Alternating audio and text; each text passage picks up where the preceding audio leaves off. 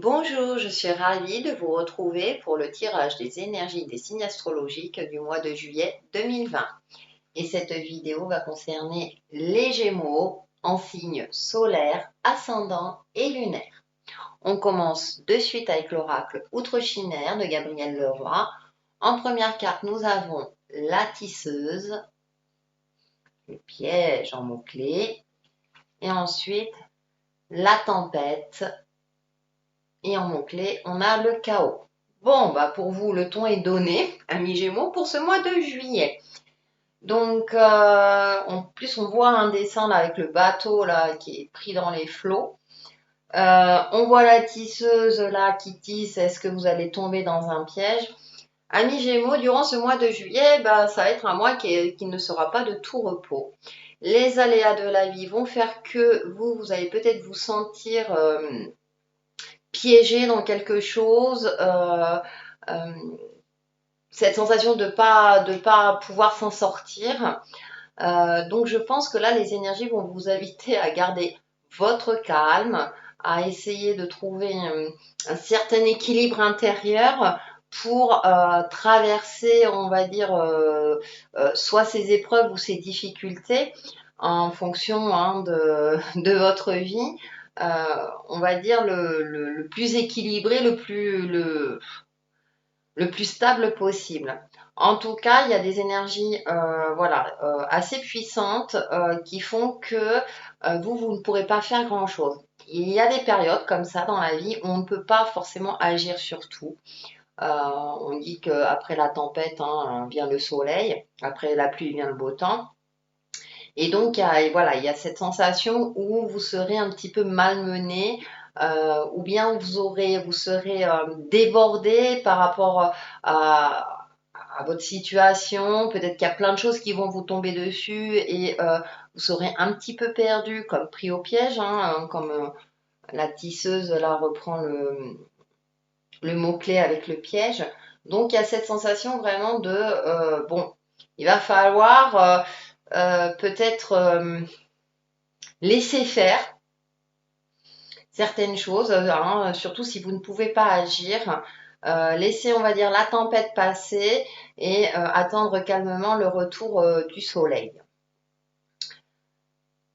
Donc, ensuite, avec Umrazai,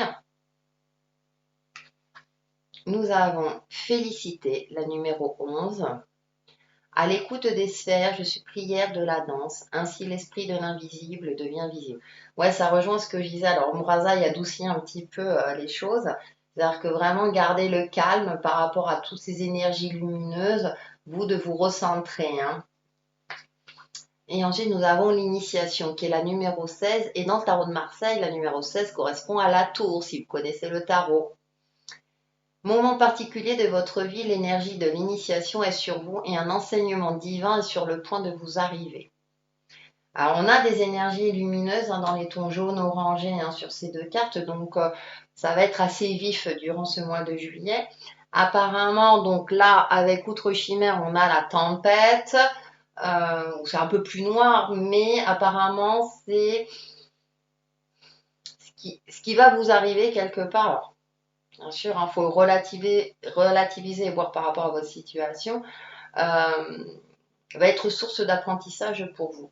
Si vous arrivez à garder, donc c'est la numéro 11, mais par rapport au tarot de Marseille classique, la numéro 11 est la force. Donc la force qui est représentée par un animal et une femme. Donc peut-être canaliser votre colère, votre trop plein d'énergie, essayer de garder votre calme, de faire preuve de sagesse par rapport à des énergies qui vont vous bousculer ou les aléas de la vie qui vont vous bousculer concrètement et essayer de trouver une harmonie intérieure pour passer ce cap le plus sereinement possible. Justement, on va aller un petit peu plus loin avec Wizard Tarot. Pardon. Alors, en carte numéro 1, nous avons l'As de coupe. En 2, l'As de pentacle. La justice. Alors, la numéro 11, je vais revenir là-dessus. La 10 d'épée. Et pour terminer, la reine de coupe. Alors c'est intéressant parce que je disais dans le tarot de Marseille, la numéro 11 correspond à la force. Et dans le Rider-Waite, la numéro 11 correspond à la justice. On va retrouver quelque part cette notion d'équilibre, d'harmonie, de réajuster, de faire preuve de sagesse. Dans la justice, on a plus ce côté peut-être d'équilibre entre les opposés, d'une part, d'équilibre, d'être réaliste par rapport à une situation et d'être clairvoyant. Donc voilà. D'ailleurs, dans cette carte, on n'a pas de personnage. Donc c'est voir les choses telles qu'elles sont, sans être dans le jugement. Hein, on a une carte de jugement pour ça. Sans être dans le jugement. Voir les choses, comme la justice, c'est on se base sur les faits. Quels sont les faits? Donc, ce qui est intéressant dans votre jeu, c'est que là, on a deux magnifiques cartes, qui est l'As de coupe et l'As de pentacle. Donc, j'ai cette sensation-là que vous voulez commencer quelque chose, que soit vous voulez passer à autre chose, ou commencer quelque chose de nouveau, donc de l'ordre de l'émotionnel, de l'ordre du concret ou du matériel. Et on finit par deux cartes quand même avec ce 10 d'épée où on voit un personnage là avec les épées, on dirait il sature, là il y a tout qui lui tombe dessus, ça me fait penser trop à la carte du chaos. Et on a cette reine de coupe là dans ce jeu qui a un regard un petit peu dans le vide là. On ne sait pas trop si elle va se laisser submerger justement par ses émotions, si elle va se laisser se noyer, si elle va... Donc il y a une opposition. Et c'est intéressant parce que vous êtes un signe d'air, ami Gémeaux, et vous avez, vous voyez comme représente cette carte, hein, vous avez vraiment deux aspects, deux personnalités. Vous arrivez à vous adapter très facilement, mais parfois ça peut vous jouer des tours aussi. Ce côté où je m'adapte et du coup on peut ne pas vous prendre au sérieux. Et j'ai la sensation que la vie, avec les cartes oracles, hein, avec la tempête et la tisseuse, le piège et le chaos, la vie va vous malmener un peu dans ce sens-là, va tester votre capacité à vous adapter quelque part. Donc, et on retrouve ça dans ce jeu. C'est comme si vous avez la volonté de, mais que